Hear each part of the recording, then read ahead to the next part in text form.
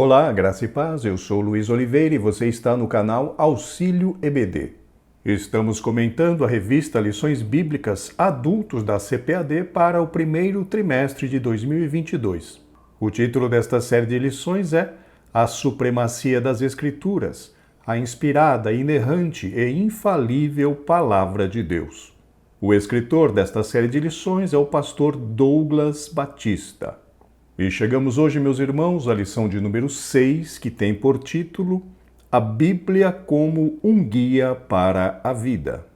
O texto áureo da lição está no Salmos 119, verso 105 e nos diz: Lâmpada para os meus pés é a tua palavra e luz para o meu caminho. Já a verdade prática nos ensina: a Bíblia é um guia seguro para a nossa caminhada cristã.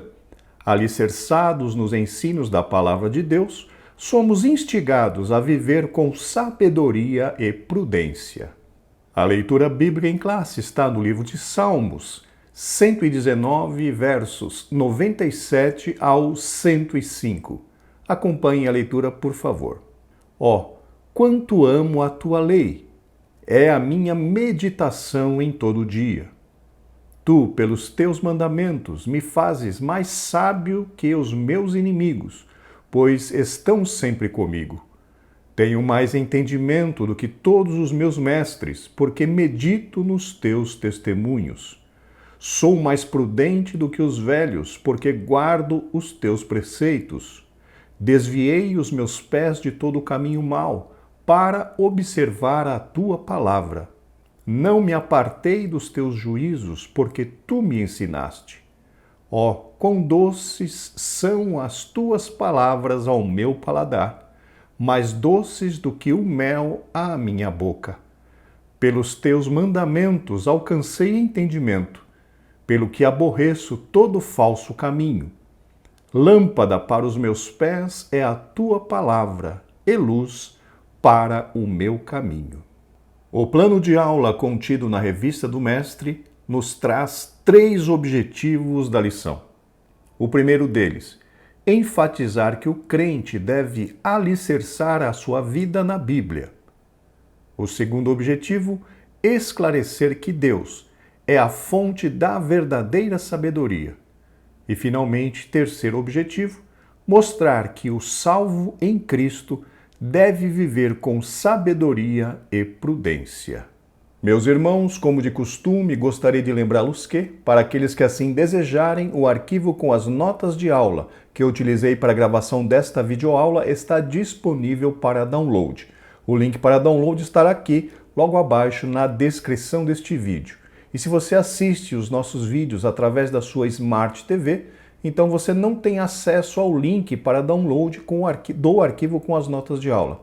Neste caso, em desejando, por favor, nos mande uma mensagem nesse WhatsApp que está aparecendo aqui na sua tela, que nós incluiremos o seu contato na lista de transmissão. Quando mandares a sua mensagem, por favor, nos diga o seu nome e um sobrenome. Agora sim, vamos para o comentário. Introdução. A Bíblia, quando obedecida, torna-se um verdadeiro guia para o viver cristão. Meus irmãos, é verdade que durante todo esse trimestre, pelo menos nessas aulas que já se passaram, nós estamos sendo bastante repetitivos em alguns pontos. E isso acontece porque os fundamentos da doutrina bíblica para as nossas vidas acabam sendo tratados, praticamente em todas as lições. E neste caso, no início desta aula, o comentarista já pontua que a Bíblia, quando obedecida, torna-se um verdadeiro guia para o viver cristão.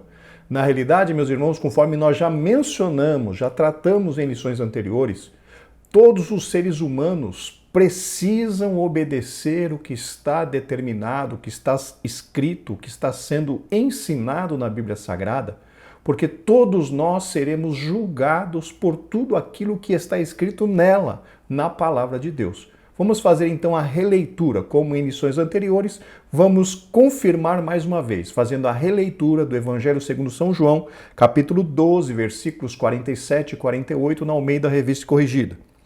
E se alguém ouvir as minhas palavras e não crer, eu não o julgo, porque eu não vim para julgar o mundo, mas para salvar o mundo. Quem me rejeitar a mim e não receber as minhas palavras, já tem quem o julgue.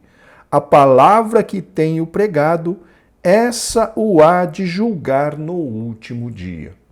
Então, queridos irmãos, a obediência à palavra de Deus é algo que todas as criaturas deveriam fazer. Obedecer o que Deus determinou através da sua palavra. Por quê? Porque nós seremos julgados por aquilo que está registrado no livro sagrado. E quando nós, como cristãos, deixamos de cumprir o que está no livro sagrado, nós também sofreremos penalidades por parte de Deus. Porque quando nós desobedecemos a Bíblia, nós estamos pecando contra a santidade de Deus. Então, queridos irmãos, todos os cristãos, isso precisa ficar muito claro para todos nós. Todos os cristãos precisam ter a vida dirigida, guiada, iluminada pela palavra de Deus. Isso não é opcional. Isso é uma regra, isso é um mandamento para todos aqueles que querem servir ao Deus Todo-Poderoso. Não há condição de termos uma vida de comunhão com Deus se nós não tivermos a palavra de Deus como guia para as nossas vidas. Não há jeito, não há condição para isso. Nós precisamos obedecer, cumprir, seguir o que diz as Santas Escrituras, a palavra de Deus. Cristo nos adverte ao exame das Escrituras, porque nelas estão reveladas as palavras de vida eterna. Nós também citamos a esse respeito na lição passada, João 5,39, o Senhor Jesus Cristo falando àqueles que o ouviam, dizendo que eles examinavam a Bíblia, as Escrituras Sagradas, porque eles acreditavam que a vida eterna estava nela, estava no cumprimento daquilo que estava escrito na palavra de Deus. Queridos, e para nós não é diferente. O caminho para o céu, ele está explicado, explanado, revelado exatamente nas Escrituras Sagradas. É pela Bíblia que nós aprendemos a nos relacionar com Deus. É pela Bíblia que nós aprendemos aquilo que é pecado, aquilo que é correto, aquilo que é errado de se praticar diante da santidade do Senhor. Então, queridos, não há como nós imaginarmos uma vida cristã separada dos ensinos, das exortações, das profecias contidas na palavra de Deus. Nesta palavra, nós realmente encontramos as instruções para que nós alcancemos a vida eterna. Tiago assevera que a palavra de Deus transforma a nossa natureza e nos conduz pela vereda da salvação.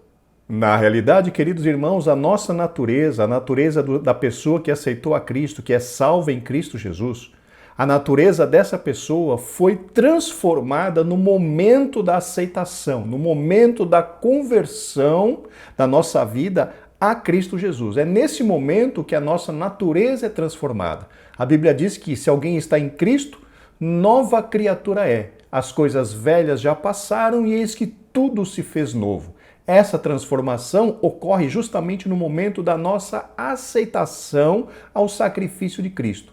O que a Bíblia ou que a palavra de Deus opera em nós não é justamente na mudança da natureza, porque a mudança da natureza, como eu disse, foi operada no momento da conversão. O que a palavra de Deus faz é nos ajudar a aperfeiçoar essa nova natureza, nos ajuda a crescer, nos ajuda a desenvolver essa natureza cada dia mais, ou naquele processo de santificação, onde a cada dia nós vamos mais e mais nos parecendo com Cristo Jesus. Nesta lição, veremos que a Escritura é um alicerce constituído de sabedoria e prudência para a vida. Meus irmãos, precisamos deixar claro que a Bíblia menciona que o nosso único alicerce é Cristo. Paulo já foi muito claro na sua palavra em relação a isso, nas suas epístolas. E o próprio Senhor Jesus Cristo também deixou isso claro ali no Sermão do Monte, ali na parábola dos dois fundamentos. Aquele que ouve as minhas palavras e a obedece, disse Cristo, compará-lo-ei ao homem prudente que edificou a sua casa sobre a rocha. A rocha que alguém edifica a sua casa através da obediência é justamente Cristo. Então, o Senhor Jesus Cristo que é o nosso alicerce. O Senhor Jesus Cristo que é a principal pedra de esquina, é o fundamento sobre o qual a igreja e as nossas vidas estão sendo edificadas para a glória de Deus. A palavra de Deus nos entra nessa história toda no sentido de nos mostrar o que devemos fazer para que nós possamos construir a nossa casa sobre a rocha que é Cristo Jesus. A palavra-chave desta lição é guia. O tópico 1 desta lição nos diz: a Bíblia é um alicerce para a vida. Subtópico 1. A palavra de Deus é alicerce.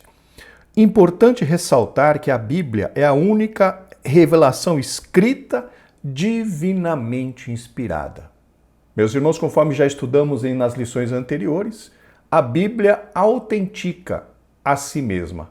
E utilizando deste conceito, nós vemos Paulo afirmando que toda a palavra de Deus é inspirada. Façamos a releitura. Segunda de Paulo a Timóteo, capítulo 3, versículos 16 e 17, na Nova Versão Transformadora. Toda a Escritura é inspirada por Deus e útil para nos ensinar o que é verdadeiro e para nos fazer perceber o que não está em ordem em nossa vida. Ela nos corrige quando erramos e nos ensina a fazer o que é certo. Deus a usa para preparar e capacitar seu povo para toda boa obra. Então vejam, meus irmãos, que nesta versão nova, versão transformadora, a tradução é muito clara. Toda a Escritura é inspirada por Deus. E nós já estamos repetindo isso durante todo esse trimestre. Quem ouve e coloca em prática a palavra de Deus é comparado a uma pessoa prudente cuja casa é alicerçada sobre a rocha. Nessa ilustração de Jesus, a casa simboliza a vida. Nós já acabamos de mencionar a esse respeito. Nesta parábola, o Senhor Jesus Cristo diz que quem ouve e obedece é aquele homem prudente que está construindo a sua casa sobre a rocha. Então, o que faz com que nós construamos a nossa casa sobre a rocha é, além de ouvirmos a palavra, também nós cumprirmos, nós obedecermos tudo aquilo que ela nos está ordenando, tudo aquilo que ela nos está orientando a fazer. Então percebam, meus irmãos, que o alicerce é Cristo e nós fazemos ou fundamos, nós apoiamos a nossa casa, fazemos alicerces em Cristo Jesus quando nós obedecemos a palavra. Então nós não podemos dizer que a palavra é diretamente alicerce. O que é o alicerce ou o que nos faz termos alicerce sobre Cristo é justamente a nossa obediência a esta palavra.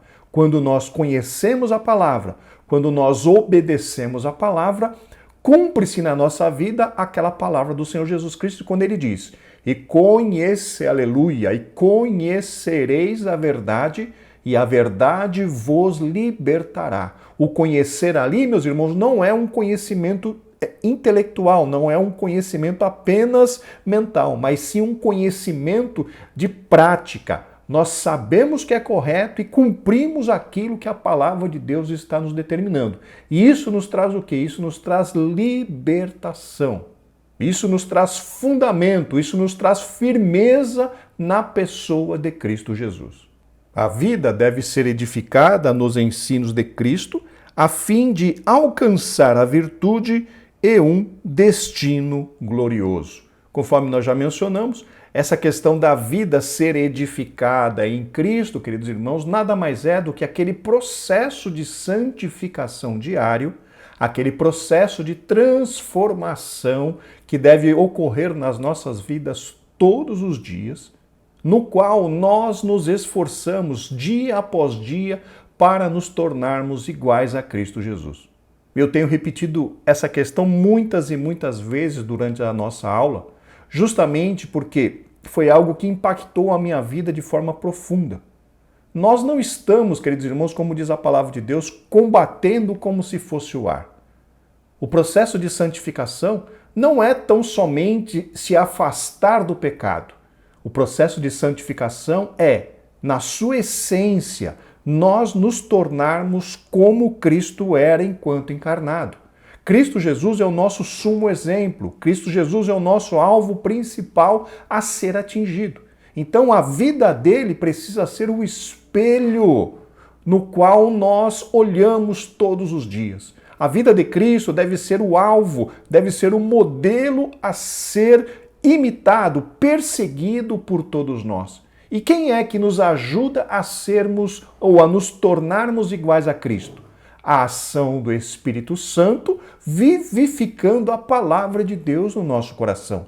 A palavra é o guia, a palavra é a orientação, a palavra é o que nos mostra, o que nos ensina o que devemos fazer. Já a ação do Espírito Santo entra no sentido de nos ajudar a que cumpramos, a que obedeçamos o que está determinado na palavra de Deus. Então percebam esses dois lados do trabalho de santificação. A nossa parte, que é aprender a palavra, nos encher da palavra, buscar viver esta palavra. E por outro lado, a ação do Espírito Santo trazendo vida a esta palavra e nos ajudando a que nós nos transformemos dia após dia na imagem de Cristo Jesus. Nunca nos esqueçamos que o nosso alvo principal de vida é nos tornarmos como Cristo Jesus foi enquanto encarnado. Ele é o nosso exemplo, ele é o nosso alvo a ser atingido. O próprio Cristo é a rocha. Ele tem as palavras de vida eterna. Isso nós encontramos claramente, meus irmãos, nas Escrituras. Encontramos referência de que Cristo é a rocha, de Cristo é o fundamento, na palavra de Deus, assim, por todas as Escrituras. Vamos fazer uma leitura do que está ali em Isaías capítulo 28, versículo 16, na Almeida Revista Corrigida. Portanto, assim diz o Senhor Jeová: eis que eu assentei em Sião uma pedra já provada, pedra preciosa de esquina, que está bem firme e fundada. Aquele que crer não se apresse. Então vejam que Cristo já é a rocha, ou a menção de que Cristo é a rocha, nós encontramos por toda a palavra de Deus. Por essa semana eu estou lendo o livro de Números, começamos em janeiro e já estamos no livro de Números fazendo a leitura. E nós vimos ali, por exemplo, que na jornada de Israel pelo deserto, a Bíblia menciona que uma pedra os seguia para dar água para eles. E a Bíblia menciona que essa pedra era a representação do próprio Cristo. Esta rocha que dava água para os israelitas no deserto, a rocha que Deus falou para que Moisés apenas falasse para ela e Moisés bateu. E esse ato de rebeldia tirou dele a oportunidade de entrar na Terra Prometida, esta rocha que seguia a Israel nada mais era do que a representação de Cristo Jesus. Então nós vemos, queridos irmãos, que Cristo é a rocha, Cristo é o fundamento, Cristo é a pessoa sobre a qual nós edificamos, nós estabelecemos os nossos alicerces, os nossos fundamentos.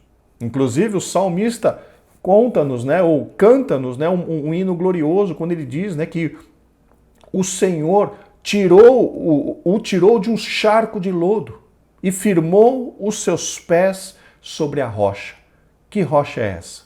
Jesus Cristo, o nosso Salvador. A síntese, ou seja, o resumo deste grande ensinamento é que nem as crises dessa vida e nem a eternidade poderá abalar quem está firmado em Cristo e na sua palavra. É justamente, meus irmãos, o que diz a parábola. O Senhor Jesus Cristo menciona claramente que aquele que ouve a palavra e a obedece, ele está fazendo a sua fundação, os seus fundamentos, as suas bases de sustentação na rocha que é Cristo. Só que a mesma parábola diz que essa pessoa que fez o seu fundamento, a sua base, as suas estruturas sobre Cristo, essas pessoas passaram por dificuldades. A parábola diz que os ventos, a água, o mar combateu contra aquela casa, mas por causa do seu fundamento na rocha, que é em Cristo Jesus, aquela casa permaneceu de pé, permaneceu firme, mesmo sofrendo grandes oposições. Porém, na sequência da parábola, o Senhor Jesus Cristo menciona que aquele que ouve a palavra e não a obedece é semelhante àquele que construiu uma casa sem fundamento, uma casa sobre a areia. E as mesmas tribulações que vieram sobre a vida daquele que construiu a sua casa sobre a rocha, também vieram sobre a vida daquele que construiu a sua casa sobre a areia. E o que aconteceu como resultado? Aquele que estava fundado na rocha, a sua casa resistiu. Aquele que edificou a sua casa sobre a areia, sem fundamentos, a Bíblia diz que aquela casa caiu e foi grande a sua queda. Queridos, o que nos dá firmeza espiritual é a nossa obediência à palavra de Deus, porque quando a obedecemos, a Bíblia diz que nós estamos edificando a nossa casa espiritual sobre a rocha eterna que é Cristo Jesus. Que possamos entender esse conceito importante da Bíblia Sagrada. O Senhor Jesus Cristo disse assim, certa vez ali no Evangelho segundo São João: aquele que me ama, ele guardará os meus mandamentos, e eu irei até ele e me revelarei a ele. Então vejam que coisa maravilhosa. Quem ama o Senhor é aquele que obedece aos seus mandamentos. E quem obedece aos mandamentos, ou aqueles que obedecem à Bíblia, estão edificando a sua casa sobre a rocha, estão sendo libertos, o Senhor Jesus Cristo vai se manifestar a ele, e essa pessoa, queridos irmãos, vai a cada dia adquirindo graça para continuar de pé, graça para vencer as tribulações da vida. Por quê? Porque essa pessoa está fundada em Cristo Jesus. Subtópico 2, a palavra de Deus é luz. Os salmos declaram que a palavra de Deus é lâmpada para os pés e luz para o caminho.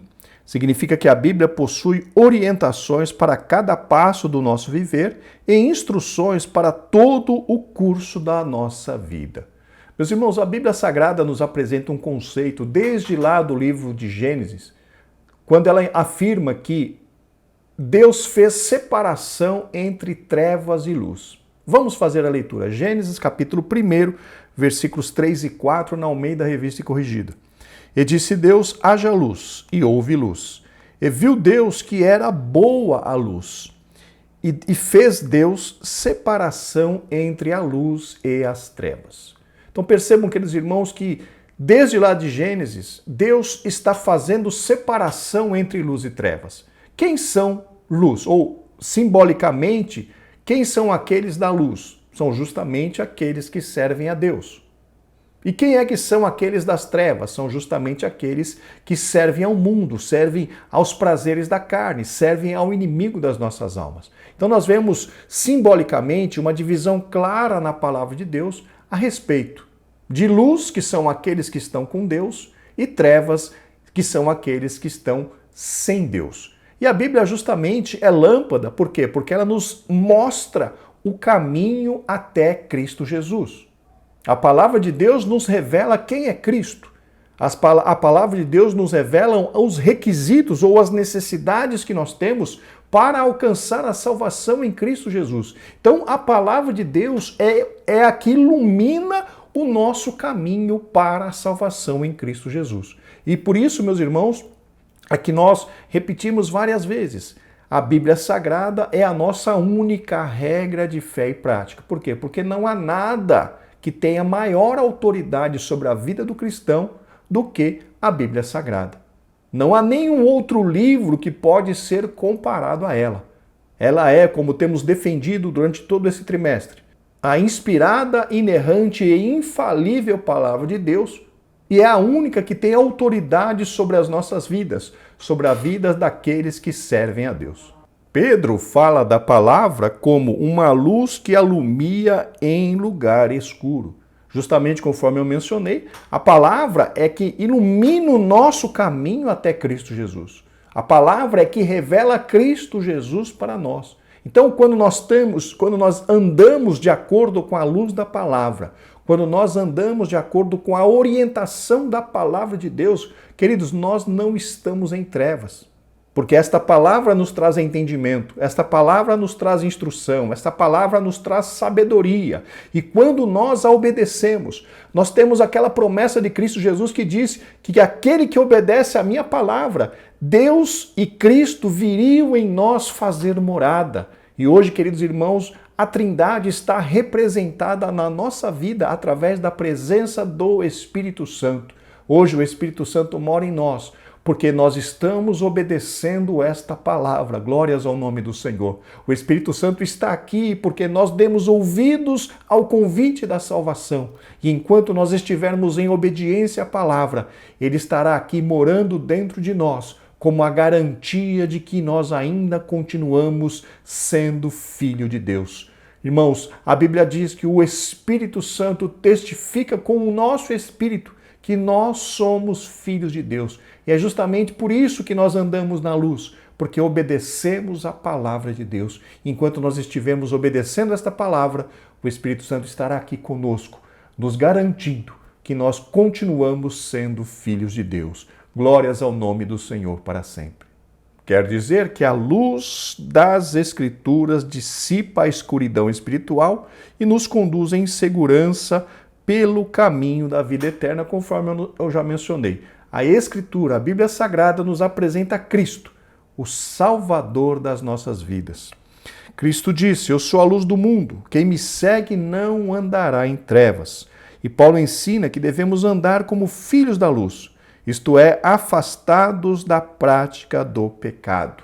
Meus irmãos, essa questão de filhos da luz é bastante interessante, porque principalmente no Evangelho segundo São João, o evangelista menciona muitas vezes, usa a expressão de que Cristo é a luz, nele está a luz da vida. Então, queridos irmãos, quem tem o Espírito Santo na sua vida, ele tem a luz de Deus. Nós, como salvos em Cristo Jesus, que temos a presença do Espírito Santo morando em nosso coração, nós irradiamos a luz de Deus, nós irradiamos a presença de Deus através das nossas ações, ou pelo menos deveríamos irradiar essa luz através das nossas ações, porque quando o Espírito Santo mora em nós e ele dirige as nossas vidas, as nossas atitudes são direcionadas para a glorificação do nome do Senhor. A Bíblia diz: quer comais, ou quer bebais, ou façais qualquer outra coisa, fazei tudo para a glória de Deus. Então todas as nossas atitudes, todas as nossas ações precisam estar direcionadas para a glorificação do nome do Senhor. E isso, meus irmãos, é irradiar a luz. E isso é irradiar a presença de Deus que mora nas nossas vidas. E é justamente isso que significa andar como filhos da luz. Andar em obediência à palavra de Deus. Subtópico 3, a palavra de Deus é imutável. Tendo a inspiração divina como pressuposto, ou seja, como pré-requisito, como algo considerado, ratificamos ou confirmamos novamente que a palavra de Deus é a nossa autoridade final de fé em prática, conforme nós acabamos de mencionar. A Bíblia difere dos outros livros porque seus ensinos são fidedignos. Fidedignos são fiéis, são dignos, são verdadeiros e confiáveis. Não erram e nem falham. É aquela questão que nós já afirmamos em outras lições, em outras aulas, a respeito da infalibilidade da palavra de Deus e também da sua inerrância. Deste modo, o texto bíblico permanece inalterado. Aqui é importante nós mencionarmos, queridos irmãos, que o próprio Senhor Jesus Cristo disse que ele não veio remover a lei ou abrogar, como diz algumas versões, mas sim ele veio cumprir a lei na sua totalidade. E isso vem confirmar mais uma vez a firmeza, ou seja, que a lei, a palavra de Deus está estabelecida para sempre. Ela é a palavra de Deus. Por conseguinte, os princípios bíblicos têm aplicação hoje, assim como tiveram antigamente. Aqui, meus irmãos, é aquela velha discussão, né? Muitas pessoas têm tentado fazer uma nova, entre aspas, uma nova interpretação das Escrituras, tentando ajustar ou tentando achar dentro da Bíblia alguns versículos fora do contexto, para que eles possam justificar a sua vida de pecado. Mas, queridos, nós não podemos ler a Bíblia com preconceitos, com conceitos pré-concebidos. Nós precisamos ler a Bíblia com o coração aberto, dispostos a deixar que esta palavra fale conosco. O Deus em quem não há mudança e nem sombra de variação, tem na sua palavra também uma palavra imutável, uma palavra válida. Desde 2000 anos atrás até hoje, a palavra de Deus é válida, a palavra de Deus é autoridade para as nossas vidas. E o que era pecado no passado continua sendo pecado hoje. Os padrões da ética e da moral cristã não sofrem mudanças, portanto, os valores cristãos são permanentes, pois a fonte de autoridade é permanente, conforme acabamos de mencionar. Na Bíblia encontramos os padrões de comportamento, os padrões éticos e os padrões morais para todos aqueles que servem a Deus. E esses padrões não se ajustam à cultura. Esses padrões são absolutos. Entendam, meus irmãos, a Bíblia Sagrada não é uma Bíblia camaleão, uma Bíblia que vai se ajustando à cultura, não. O cristão não... na realidade, a cultura bíblica é justamente a cultura que todo cristão precisa viver.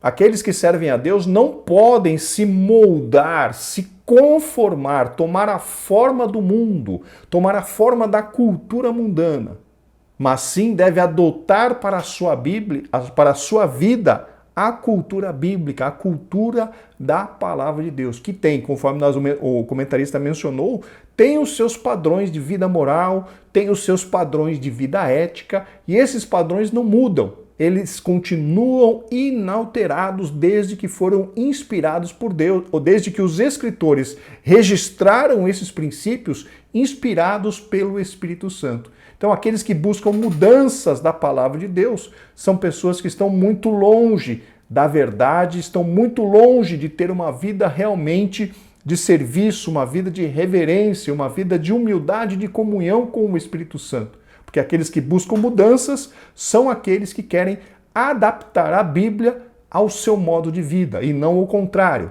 Eles não querem conformar a sua vida à Bíblia. Eles querem conformar a Bíblia à sua vida pecaminosa, o que é completamente contrário ao que encontramos na palavra de Deus. Nós precisamos seguir a cultura da Bíblia, porque ela é a única que pode exercer autoridade sobre as nossas vidas. Assim sendo, o comportamento e o caráter do cristão se alicerçam nas doutrinas bíblicas. É o que eu mencionei. Cristo é o nosso supremo exemplo. Tudo aquilo que Cristo fez, nós podemos fazer. Tudo aquilo que das formas que Cristo agiu, nós também podemos agir. Porque a Bíblia fala que ele nunca pecou e não se achou pecado na sua boca. Ele, então, é o nosso sumo exemplo. Toda a Bíblia Sagrada aponta para a vida de santidade de Cristo. Todas as doutrinas bíblicas apontam para a vida de santidade de Cristo.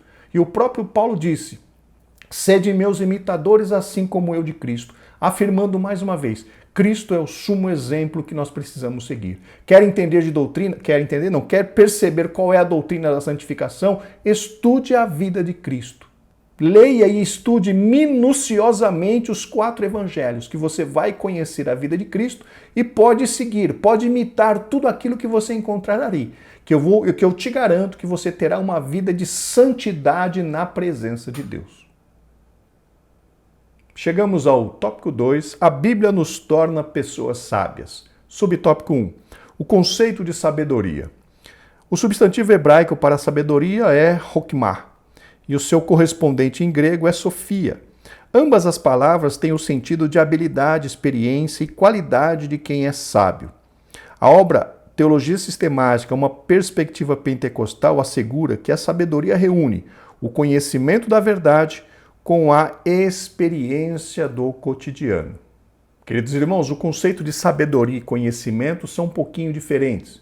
O conhecimento nada mais é do que aquelas informações que nós vamos adquirindo através do estudo.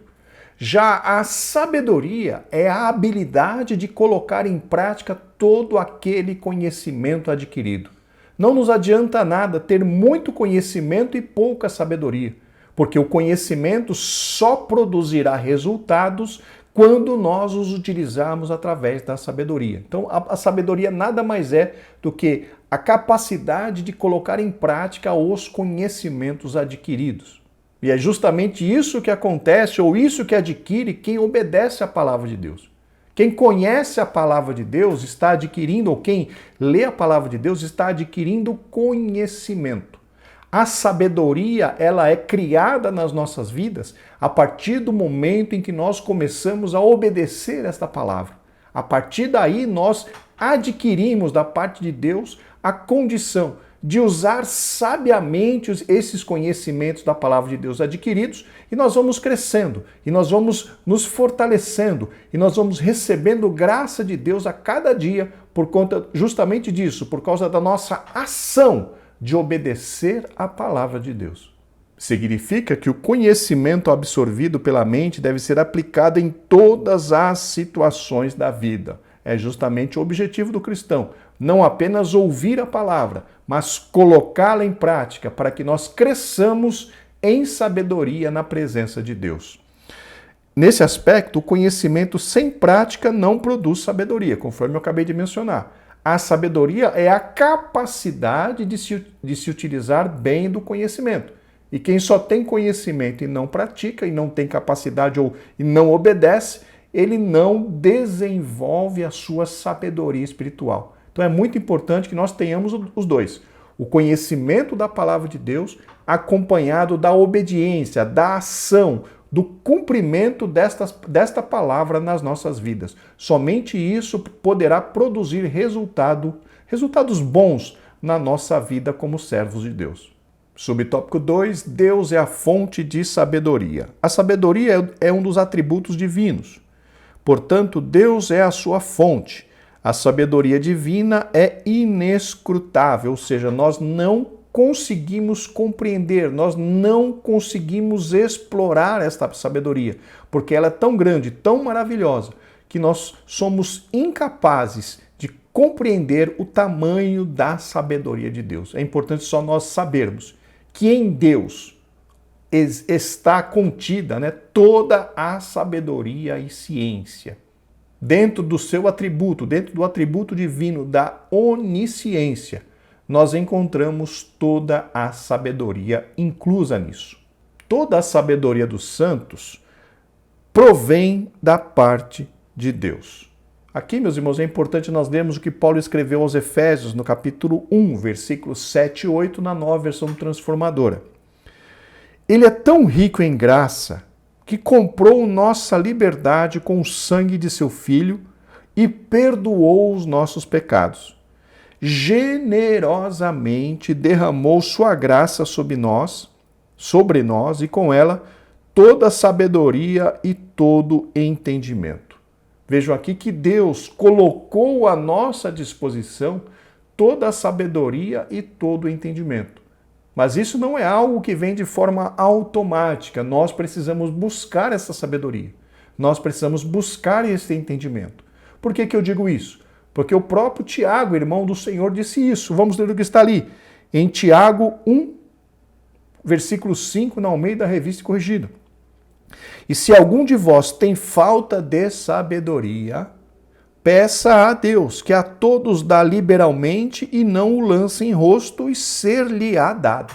Então veja, temos a promessa de que Deus colocou à nossa disposição toda a sabedoria e todo o entendimento ali em Efésios capítulo 1, e Cristo, e Tiago nos diz que nós precisamos buscar esta sabedoria em Deus, porque quando Tiago diz, se alguém tem falta de sabedoria, peça a Deus.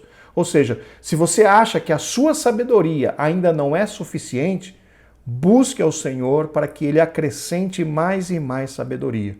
Meus irmãos, a nossa sabedoria nunca é suficiente. Sempre precisamos estar buscando sabedoria em Deus, sempre precisamos estar buscando entendimento, conhecimento em Deus. Precisamos crescer todos os dias até que nós cheguemos à estatura de Cristo Jesus, a varão perfeito, como diz lá na carta de Paulo aos Efésios, no capítulo 4. Então, mais uma das nossas responsabilidades é buscar sabedoria em Deus. Em resumo, visto que Deus é a verdadeira sabedoria, as suas palavras e os seus atos são igualmente sábios. Queridos, aqui não precisamos nem comentar a respeito disso. Deus é onisciente. Onisciente significa Deus sabe todas as coisas. Dentro desse conhecimento está a sabedoria, está o conhecimento, está a inteligência. Deus é a perfeição em tudo, meus irmãos. E as suas atitudes não poderiam ser diferentes. Não há nem como discutir a respeito das atitudes, das ações de Deus. Deus é perfeito. Não há o que discutir das suas ações. Nesse sentido, todos os que vivem de acordo com os preceitos da palavra de Deus são considerados pessoas sábias, também nós acabamos de mencionar. Quando obedecemos a palavra, recebemos de Deus graça, recebemos de Deus sabedoria, recebemos de Deus uma iluminação especial e vamos crescendo, vamos progredindo, vamos nos desenvolvendo, inclusive em sabedoria. Tudo para a glória de Deus. Subtópico 3, o temor é o princípio da sabedoria. A Bíblia registra que o temor do Senhor é o princípio do saber. A frase temor do Senhor não significa ter medo de Deus, mas expressa reverência e adoração. Essa atitude é o preceito pelo qual se inicia a sabedoria. Meus irmãos, essa questão do temor do Senhor nada mais é do que aquele sentimento de profunda reverência e profundo respeito pela pessoa de Deus. Quando nós compreendemos quem verdadeiramente é Deus, nós desenvolvemos um sentimento de profundo respeito por Ele. Porque pense bem, você sabe quem é Deus? Aleluia! Você sabe que Deus está olhando para o seu coração neste momento e Ele sabe o que você está pensando? Você tem noção que Deus conhece cada milímetro do seu corpo? Todos os seus fios de cabelo estão contados. Deus sabe a sua altura, Deus sabe o seu peso, Deus sabe as suas medidas, Deus sabe o que você está pensando neste momento. E quando nós, irmãos, compreendemos essa grandeza de Deus, nós precisamos necessariamente desenvolver no nosso coração um sentimento de profundo respeito e reverência a esse Deus. Porque Deus está vendo, Deus vê tudo. Deus conhece todas as coisas. E quando nós compreendemos pela palavra de Deus que um dia nós teremos que prestar conta diante deste Deus que vê tudo, qual é o sentimento que este conhecimento gera em nós? Profundo respeito e profunda reverência. Isso é temor de Deus. Não há onde você possa se esconder do Senhor. Salmo 139 já nos diz isso. Para onde me irei do teu espírito, diz o salmista.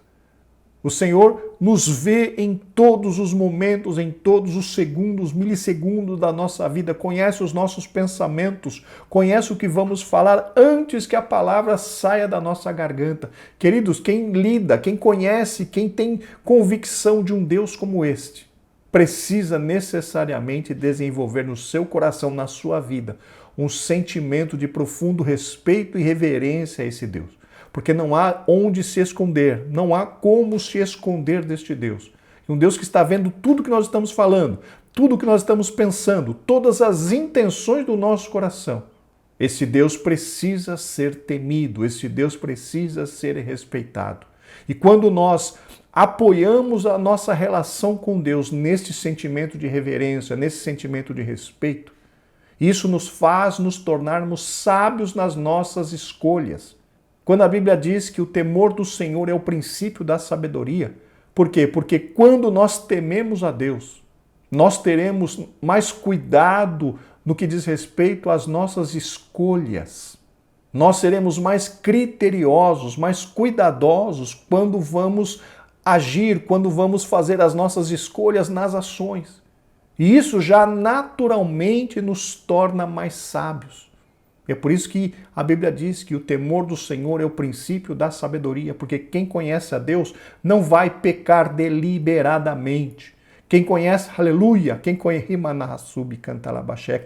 a palavra de Deus não deve pecar deliberadamente, porque sabe que quem peca deliberadamente terá um grande castigo diante de Deus. Por quê? Porque está desprezando a sua relação com Deus. Eu costumo dizer, meus irmãos, que o pecado na nossa vida precisa ser um acidente de percurso, e não algo que é de caso pensado. Não, eu vou fazer isso daqui, Deus não gosta, mas eu vou fazer. Não, queridos irmãos, o temor do Senhor nos torna mais inteligentes, mais sábios nas nossas tomadas de decisão, porque nós sabemos diante de quem deveremos prestar contas. A Bíblia diz: horrenda coisa é cair nas mãos do Deus vivo. O temor de Deus produz entendimento. E por meio da obediência às Escrituras, os cristãos passam a viver como pessoas sábias, conforme nós mencionamos. Aqui o comentarista diz, o temor de Deus produz entendimento. Por que ele produz entendimento? Porque ele nos obriga a pensar melhor na hora de nós tomarmos as nossas decisões. Os irmãos já sabem, mas eu preciso reforçar esta ideia. A nossa vida, queridos irmãos, é feita de escolhas. A todos os momentos estamos fazendo escolhas. A todos os momentos estamos decidindo fazer isso ou fazer aquilo. E quando nós temos o temor de Deus, esse temor de Deus nos ajuda a pensarmos melhor nas nossas decisões, nas nossas ações, aquilo que nós vamos escolher para fazer com as nossas vidas. E só isso já nos mostra que nós estamos nos tornando mais sábios. De posse deste conhecimento a respeito de Deus, nós naturalmente tomaremos decisões melhores nas nossas vidas, motivados justamente por este conhecimento de quem é Deus. Em contraste, os que rejeitam ao Senhor e a sua palavra permanecem na ignorância. A ignorância aí é falta de conhecimento. A Bíblia menciona que aqueles que não obedecem à palavra de Deus, aqueles que não seguem a Cristo, eles estão nas trevas. E as trevas, meus irmãos, nada mais são, na realidade, do que pessoas que foram iludidas pelo inimigo das nossas almas. A verdadeira liberdade só gozam aqueles que servem a Cristo.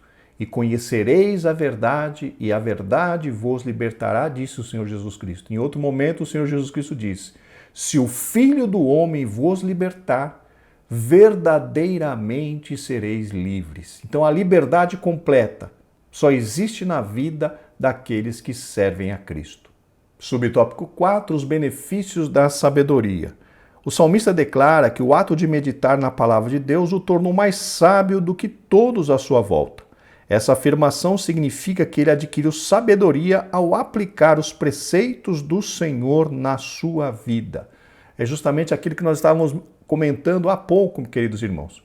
Quem obedece, quem ouve, quem aprende, quem adquire o conhecimento da palavra de Deus e o coloca em prática, ele recebe de Deus a sabedoria espiritual e ele se torna mais sábio do que aquelas pessoas que estão à sua volta.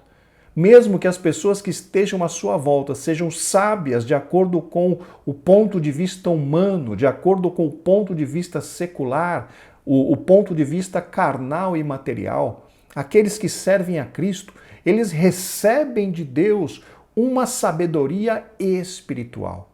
Aquela sabedoria gerada pelo Espírito Santo na vida desta pessoa. Paulo disse que usava as palavras que ele tinha aprendido com o próprio Espírito Santo, porque somente aqueles que são espirituais conseguem discernir as coisas espirituais. E é justamente esta sabedoria espiritual, queridos irmãos, que nós, como servos de Deus, recebemos. As pessoas do mundo, as pessoas naturais, as pessoas que não servem a Deus, elas não têm sabedoria espiritual. Elas podem ter uma sabedoria carnal, terrena, como o próprio apóstolo Paulo diz, diabólica. Mas a sabedoria espiritual, que é a verdadeira sabedoria, somente os servos do Senhor recebem, porque esta verdadeira sabedoria, ela vem diretamente através da ação do Espírito Santo sobre as nossas vidas. Salomão assegura que a pessoa sábia tem muitos benefícios, dentre eles, acumula conhecimento, ganha as almas, torna-se próspero e exerce domínio próprio. Queridos irmãos, o livro de Provérbios é um manancial de sabedoria que pode nos ajudar muito, pode ajudar a todos nós. Existem alguns pastores que sugerem, que incentivam a que nós leiamos todos os dias, mas que todos os dias nós leiamos um capítulo do livro de Provérbios. O livro de Provérbios tem 31 capítulos.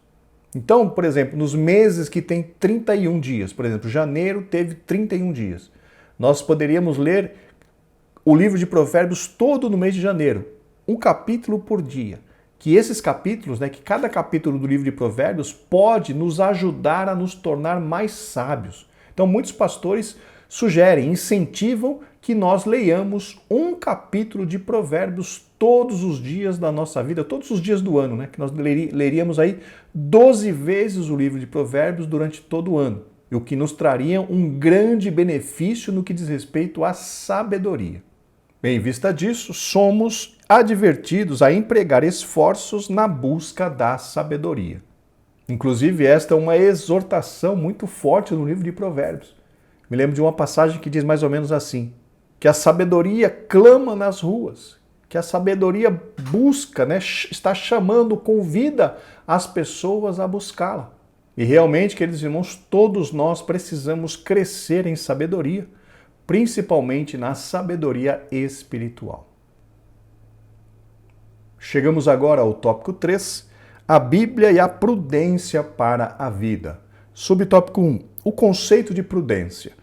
O dicionário Wycliffe esclarece que o termo hebraico arum é usado no sentido positivo para identificar uma pessoa sensata e que o adjetivo grego sinetos enfatiza uma decisão inteligente.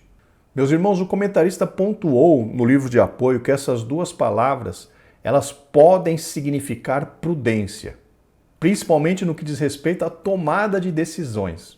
Ou seja, antes que a pessoa decida fazer alguma coisa, ela analisa todas as consequências para cada uma das decisões ou para cada tipo de decisões, né, tipo de decisão que pode ser tomada. Isso então é a prudência, analisar o que pode acontecer de acordo com as nossas decisões e as nossas ações.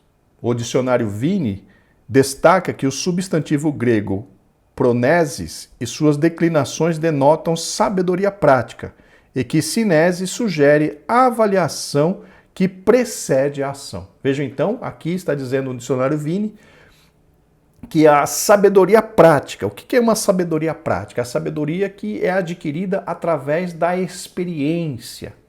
E a outra palavra sugere o quê? Sugere justamente aquela análise das consequências das nossas ações. Meus irmãos, todas as pessoas que são sábias ou que estão buscando crescer em sabedoria são pessoas que precisam analisar as consequências das suas ações antes de executar estas ações.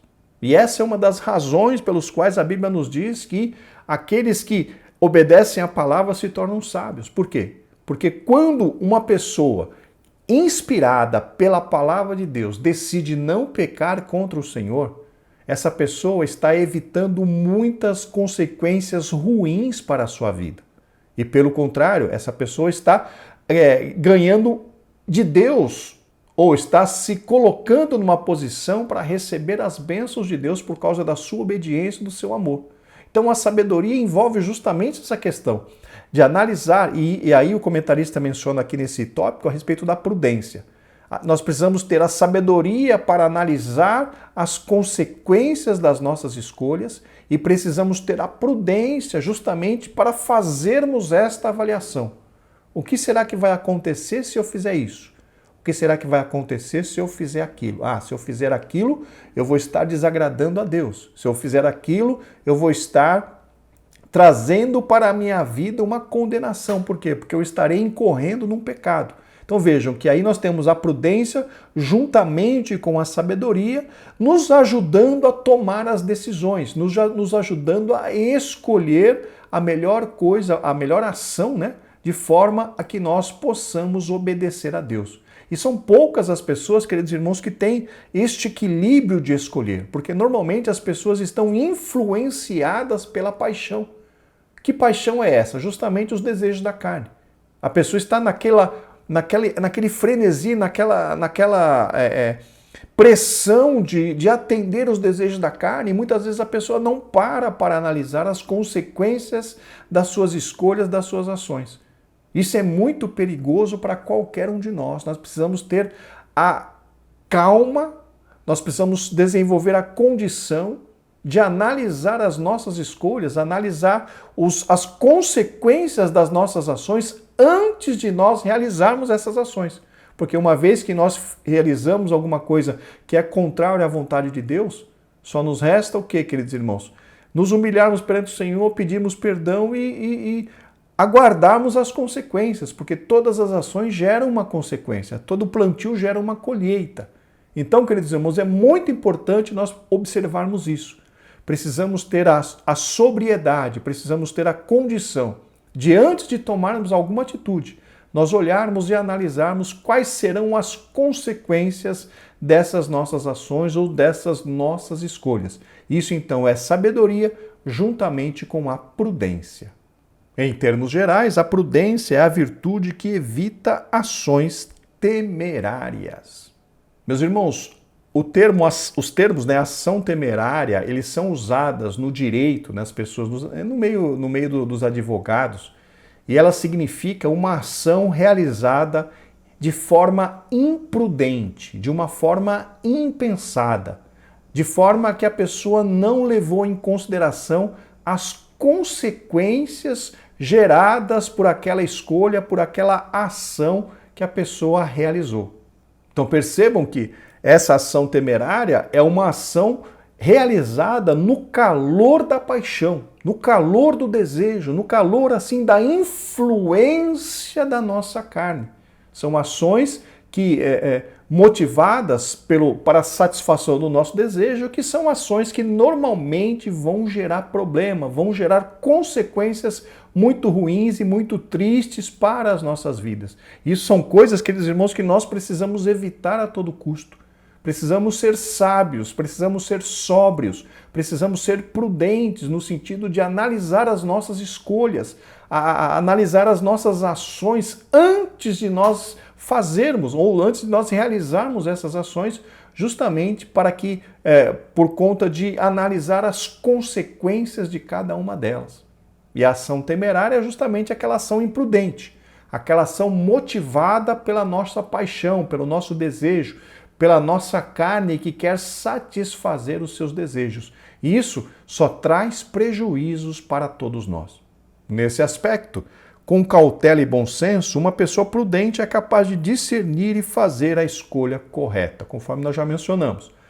Juntando a prudência, juntando a sabedoria e a graça de Deus, conseguimos, meus irmãos, ter a sobriedade, o equilíbrio, para poder escolher as nossas ações de forma a que elas venham a glorificar a Deus. Precisamos, a todo custo, evitar as ações que são motivadas pelos desejos da nossa carne.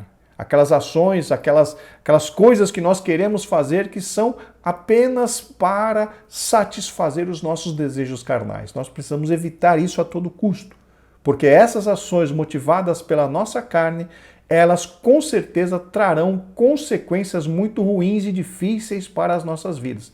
E aqui o comentarista menciona que a prudência é aquela capacidade que nos ajuda a analisar as ações, analisar as consequências dos nossos atos antes de nós os cometermos. E isso é muito benéfico, isso traz muitos benefícios para nós, porque nos ajuda a evitar pecarmos contra o nosso Deus.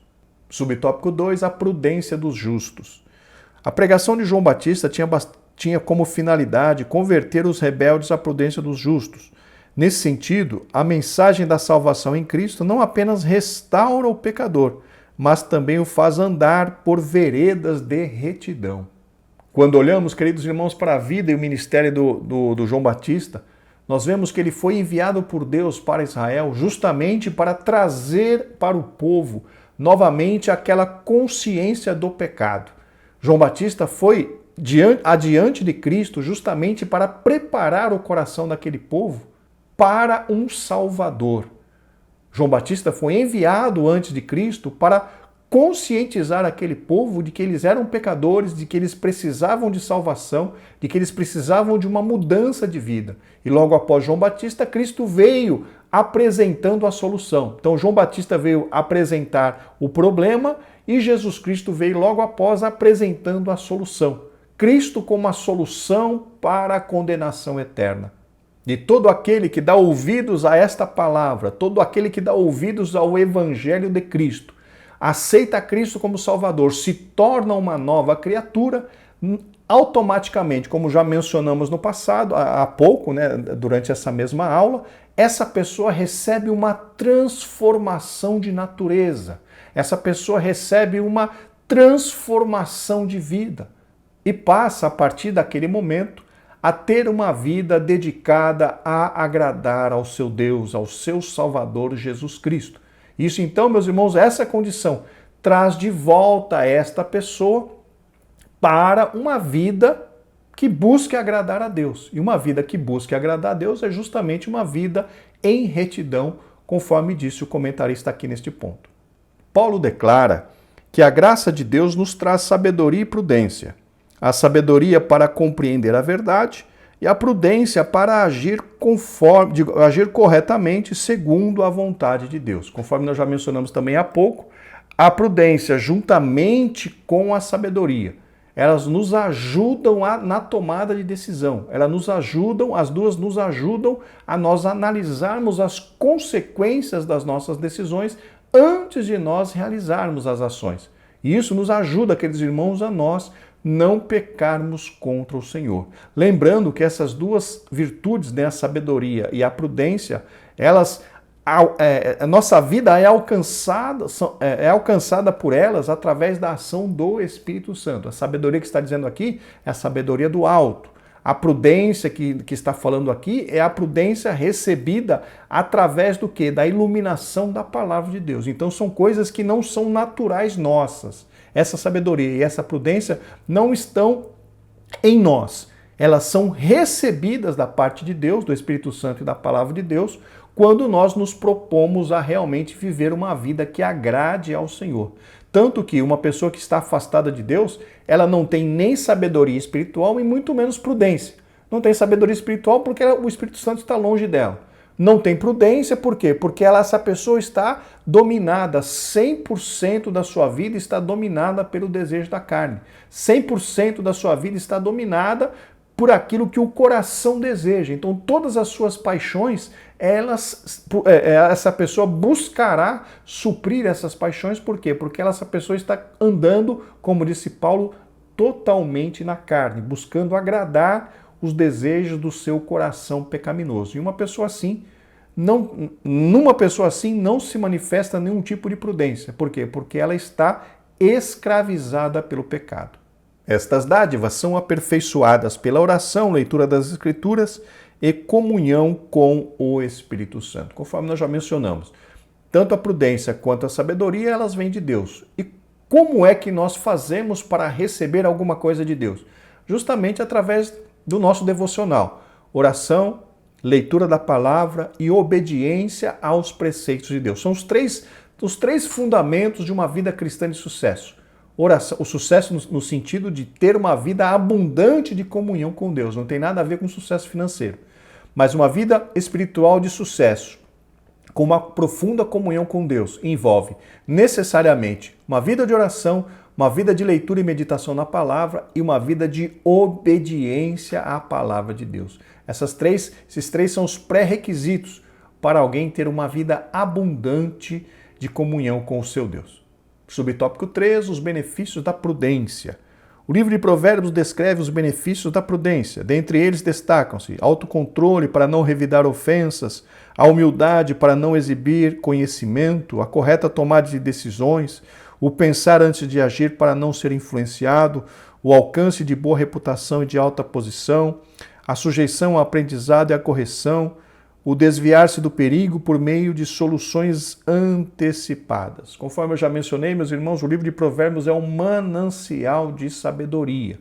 No livro de Provérbios nós encontramos lições práticas para nós colocarmos, para nós aplicarmos nas nossas vidas e com isso nós podermos viver de uma forma mais sábia, de uma forma mais até leve no que diz respeito às nossas decisões. Porém, queridos irmãos, não podemos nos esquecer. Mesmo que o livro de Provérbios traga esses ensinamentos maravilhosos, nós não podemos nos esquecer que Cristo Jesus é o nosso alvo a ser atingido. A vida de Cristo precisa ser o local que nós devemos, o nível que nós devemos atingir como pessoas. Nós precisamos ser iguais a Cristo. Nós precisamos lutar com todas as nossas forças para nos tornarmos iguais a Cristo Jesus foi enquanto encarnado. Ele é o nosso supremo objetivo. E eu já falei isso várias vezes nessa lição e vou continuar repetindo, queridos irmãos. Nós não podemos perder essa verdade bíblica de vista. Cristo é o nosso alvo primário, principal a ser atingido. Precisamos nos tornar como Cristo. Esse é o objetivo de todos os cristãos. Nos evangelhos, Cristo enfatizou que a pessoa prudente tem a palavra de Deus como regra de vida. Procede com retidão e cumpre seus deveres com fidelidade. Por fim, cuida com esmero da sua vida espiritual e mantém acesa a chama do Espírito. Aqui são as disciplinas espirituais, queridos irmãos. Palavra de Deus como regra de vida. Temos falado há muitas vezes durante esta lição e também nas lições anteriores. Procede com retidão e cumpre seus deveres com fidelidade. Tendo Cristo como exemplo, nós seremos fiéis em tudo. Por fim, cuida com esmero de sua vida espiritual e mantém acesa a chama do Espírito. Mais uma vez, quando olhamos para a vida de Cristo, Cristo teve uma vida de oração, mesmo sendo o Filho de Deus. Os evangelhos nos mostram a vida de oração que Cristo desempenhou, se eu não me engano, principalmente o evangelho segundo São Lucas. Ali, o evangelista Lucas nos mostra vários e vários episódios em que Cristo orou e que Cristo estava no monte, que Cristo passou a noite em oração, e que Cristo...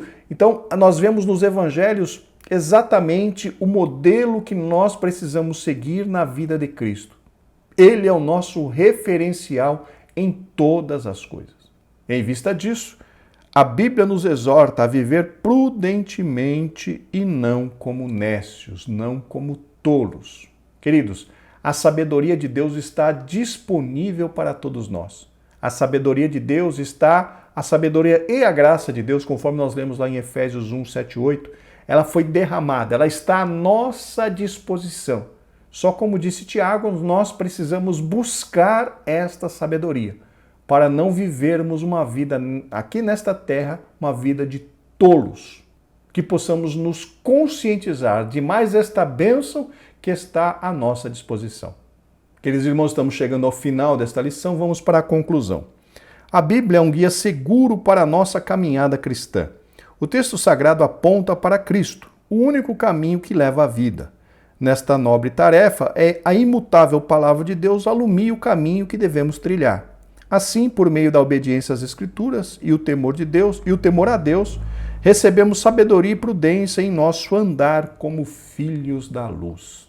Queridos irmãos, gostaria então de agradecê-los por estar nos acompanhando até este momento, agradecendo pela sua oração, pelo seu apoio, por tudo que os irmãos têm feito pelo nosso humilde trabalho. Agradecemos a Deus pela vida de cada um de vocês. Se Deus quiser, estaremos de volta na próxima semana para comentar a lição de número 7. Graça e paz, que Deus os abençoe.